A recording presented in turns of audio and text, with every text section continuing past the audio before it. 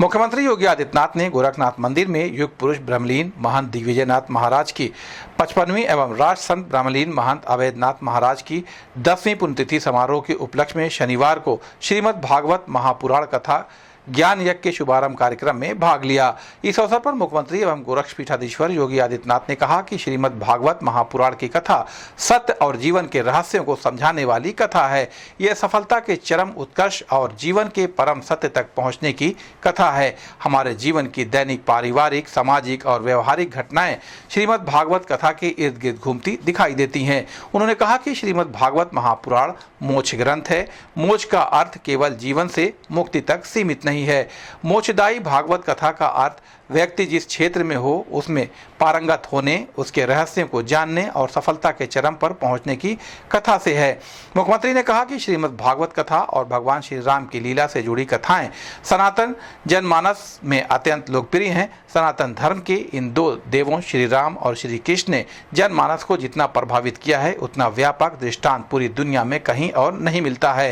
उन्होंने कहा कि ऐसे दौर में जब हर व्यक्ति व्यस्त है, उन स्थितियों में भी श्रद्धालुओं का सप्ताह भर घंटों कथा श्रवण से जुड़ने की परंपरा है। श्रीमद् भागवत महापुराण की कथा अपने अतीत एवं विरासत को झांकने का अवसर भी प्रदान करती है। मुख्यमंत्री योगी आदित्यनाथ ने कहा कि महाभारत के भीषण संघर्ष में हर प्रकार की व्यापक हानि उन्हीं वेद व्यास जी के सामने हुई जिनके आशीर्वाद से वंश परंपरा आगे बढ़ी। सोचा जा सकता है कि वेद व्यास जी के लिए महाभारत का समय कैसा रहा होगा। वेद व्यास जी ने मना शांति के लिए श्रीमद् भागवत महापुराण की रचना की। वेद व्यास जी द्वारा 5200 वर्ष पूर्व रचित श्रीमद् भागवत महापुराण निरंतर सनातन धर्मावलंबियों के जीवन का मार्ग प्रशस्त करते हुए प्रेरणा स्रोत बना हुआ है। मुख्यमंत्री ने कहा कि विचारणीय है कि कितने मत, मजहब और संप्रदाय का इतिहास 5000 वर्ष पुराना होगा, पर श्रीमद् भागवत कथा 5000 वर्ष पूर्व से मानवीय सभ्यता, आध्यात्मिक उन्नयन और भौतिक विकास के उत्कर्ष का रहस्य उद्घाटन करती है। मुख्यमंत्री योगी आदित्यनाथ ने कहा कि मोक्ष अचानक नहीं प्राप्त हो सकता। इसके लिए धर्म का आचरण करते हुए नैतिक माध्यम से अर्थोपार्जन करना होगा। इस मार्ग पर चलकर कामनाओं की सिद्धि होने पर मोक्ष प्राप्ति भी सफलता मिल जाएगी। उन्होंने कहा कि श्रीमद् भागवत कथा मोक्ष प्राप्ति के इसी रहस्य को समझाती है। श्रीमद् भागवत महापुराण में लीला भगवान श्री कृष्ण की है, लेकिन शब्दावली वेद व्यास जी की है, जो जीवन के रहस्यों का उद्घाटन सनातन मूल्यों और उत्कर्ष से जुड़ी है।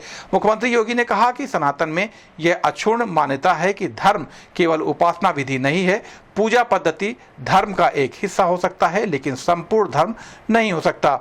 इसलिए सच्चा हिंदू किसी एक पूजा पद्धति पर लकीर का फकीर नहीं रहा है।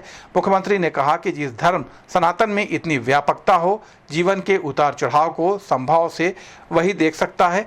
किसी भी उतार चढ़ाव में सनातन की व्यापकता बनी रही है। मुख्यमंत्री के संबोधन के उपरांत श्रद्धालुओं को श्रीमद् भागवत कथा का रसपान व्यासपीठ पर विराजमान कथा व्यास श्री राम मंदिर गुरुधाम काशी से पधारे जगत गुरु अनंतानंद द्वाराचार्य काशी पीठाधीश्वर स्वामी डॉक्टर राम कमल दास वेदांती जी ने कराया। महंत संतोष दास जी महाराज, कालीवाड़ी के श्री महंत रविंद्रनाथ जी महाराज, महंत पंचानंद पुरी जी महाराज,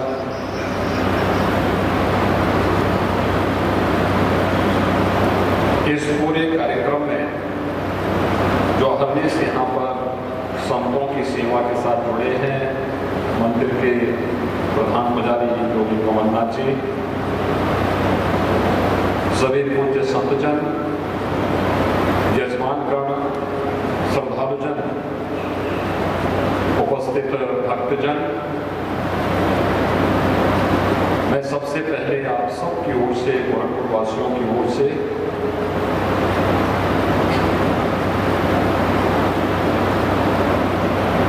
श्रीमद् भागवत महापुराण कथा आयोजन समिति की ओर से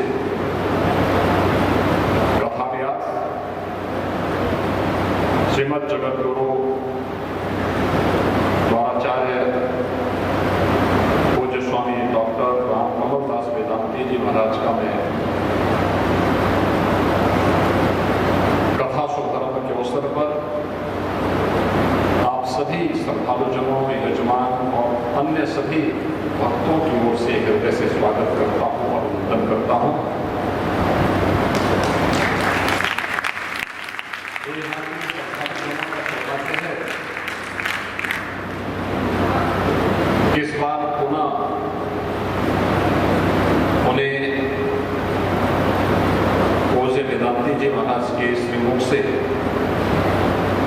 श्रीमद् भागवत महापुराण की इस पावन कथा की श्रवण का सौभाग्य प्राप्त हो रहा है।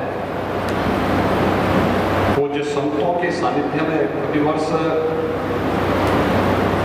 गोरक्षपीठ में आयोजित होने वाले इस वार्षिक कार्यक्रम के अवसर पर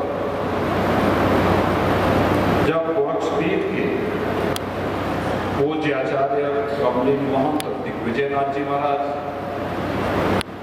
ब्रह्मलीन महंत अवैधनाथ जी महाराज की पूर्ण स्मृतियों के लिए समर्पित इस साप्ताहिक कार्यक्रम के अवसर पर अनेक प्रकार के जो कार्यक्रम आयोजित होते हैं उनमें यह धार्मिक कथा भी अपना एक महत्व रखती है, जिसमें श्रद्धालु जन बड़ी श्रद्धा भाव के साथ उपस्थित होकर के व्यासपीठ पर विराजमान कथा व्यास के श्रीमुख से भगवान की पावन कथा का श्रवण करते हैं। इस वर्ष गोरखपुर के श्रद्धालुओं को श्रीमद् भागवत महापुराण की इस पावन कथा के श्रवण का आनंद प्राप्त होगा। का यह आयोजन घंटों घंटों श्रद्धालु सुनता है, अपनी परंपरा के साथ जुड़ता है, जीवन के रहस्यों को समझने का प्रयास करता है और फिर जीवन के रहस्यों के माध्यम से जीवन की सफलता सर्वोत्कर्ष की पर पहुंचने के मार्ग को भी प्रशस्त करता है। एक पक्ष यह है, लेकिन दूसरा पक्ष यह हमें इतिहास की ओर भी, अपने अतीत की ओर भी झांकने का, अपने विरासत की तरफ भी देखने का एक अवसर प्रदान करता है। महाभारत युद्ध के बाद भगवान वेदव्यास क्या स्थिति रही होगी, जिन्होंने अपनी आंखों के सामने, जिनके आशीर्वाद से जो वंश परंपरा बनी हो, बढ़ी हो, आगे बढ़ी हो, और उन्हीं के सामने महाभारत युद्ध के युद्धों में आमने सामने खड़ी कौरव और पांडवों की सेना में वह भीषण महासंघर्ष दोनों परिवारों को नष्ट कर दिया हो, अपूर्णीय क्षति की हो, ज्ञान विज्ञान की जनहानि हुई हो, पशुहानि हुई हो, व्यापक हानि हुई हो, कोई भी उस हानि से अछूता नहीं। वह दृश्य वेदव्यास जैसे ऋषि के लिए कैसा रहा होगा, किस प्रकार की उत्तेजना का रहा होगा, किस प्रकार की स्थिति से गुजरने का रहा होगा। उन स्थितियों में अपनी मन शांति के लिए उन्होंने जिस महापुराण की रचना की थी, वो महापुराण हुआ श्रीमद् भागवत महापुराण। श्रीमद् भागवत महापुराण पिछले 5200 वर्षों से निरंतर सनातन धर्मावलंबियों के जीवन के मार्ग को प्रशस्त करते हुए, जीवन के रहस्यों का उद्घाटन करते हुए हम सब के लिए एक नई प्रेरणा का स्रोत बना हुआ है। दुनिया के अंदर 5000 वर्षों का इतिहास कितने मत, मजहब और संप्रदायों का है, लेकिन हम जिस कथा का श्रवण आज करने जा रहे हैं, आज से प्रारंभ हो रही है साप्ताहिक कथा, 5000 वर्ष पहले भी भारत में मानवीय सभ्यता कितनी चरम उत्कर्ष पर पहुंची हुई थी। श्रीमद् भागवत महापुराण की कथा उन सब के बारे में भी आपको अवगत कराती है। न केवल आध्यात्मिक उन्नयन का मार्ग हमने प्रशस्त किया था, बल्कि भौतिक विकास की भी चरमोत्कर्ष पर पहुंचने का कार्य उस कालखंड में हुआ था। और इसीलिए हमने धर्म की जब बात की, मोक्ष की बात की, तो मोक्ष कोई व्यक्ति अचानक नहीं प्राप्त करता, सफलता कोई अचानक नहीं प्राप्त करता। उसके लिए 4 पुरुषार्थ जीवन के बांट दिए गए। धर्म के मार्ग का अनुसरण करोगे तो नैतिक रूप से अर्थों का उपार्जन भी हो जाएगा। नैतिक रूप से अर्थ का उपार्जन आप कर रहे हैं तो कामनाओं की सिद्धि भी उससे अवश्य होगी और उस मार्ग पर आगे चला पथिक जीवन के चरम पुरुषार्थ को मोक्ष की प्राप्ति करने में भी वह सफल होगा। जीवन की सफलता के रहस्य भी इसी प्रकार से हम सबका मार्गदर्शन करते हैं और जीवन के लिए रहस्यों को समझने के लिए श्रीमद् भागवत महापुराण की कथा अनेक उदाहरणों के साथ, अनेक प्रसंगों के साथ, आज से हजारों वर्ष पुराने पुरातन परंपरा के साथ हम सबको जोड़ती है। लीला भगवान श्री कृष्ण की है, लेकिन इसमें शब्दावली भी भगवान वेदव्यास की है, लेकिन रहस्य यह सनातन धर्म से जुड़ी हुई है, सनातन धर्म के मूल्यों से जुड़ी हुई है, सनातन धर्म के उत्कर्ष से जुड़ी हुई है। और इसलिए भारतीय मनीषा ने धर्म की परिभाषा की तो इसको वासना विधि नहीं माना, इसको माना धर्म क्या है, जहां अभ्युदय भी है और निःश्रेयस्य भी है, जहां पर सांसारिक उत्कर्ष के लिए हम कार्य करते हो, भौतिक विकास के लिए भी हम कार्य करते हो, लेकिन साथ साथ आध्यात्मिक उन्नयन भी, जिसके माध्यम से हम जीवन के उस सत्य को समझ सके, उसका उद्घाटन कर सके।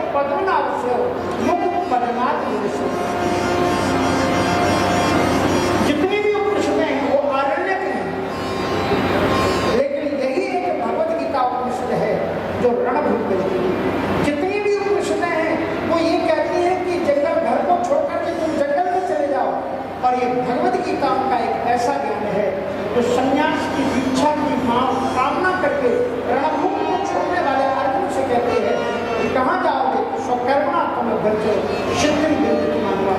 पूजा केवल पुष्पों से नहीं होती, पूजा केवल चंदन से नहीं होती, पूजा केवल जल से नहीं होती। और हमारे सूत्र है कि पूजा के एक ने अपने प्रवचनों में इसको झलकाया कि स्वकर्मा तुम बचो। अब प्रार्थना होगी स्वीकार जगमग गोल्ड कपूर के साथ। ट्राई करिए, खुशबू तो लीजिए। पूर्वांचल का AICTE मान्यता प्राप्त तथा AKTU लखनऊ से संबद्ध संस्थान Maharana Pratap institute of technology Gorakhnath Gorakhpur quality education और पूर्वांचल के अत्याधुनिक सेंटर ऑफ एक्सीलेंस में प्रशिक्षण के द्वारा 100% placement support. Admission open in B Tech courses, computer science and engineering, artificial intelligence and machine learning, data science, cyber security, information technology और electronics engineering. Contact Maharana Pratap institute of technology Gorakhnath Gorakhpur. हमारा mobile number है 9140282856 तथा 8471044772।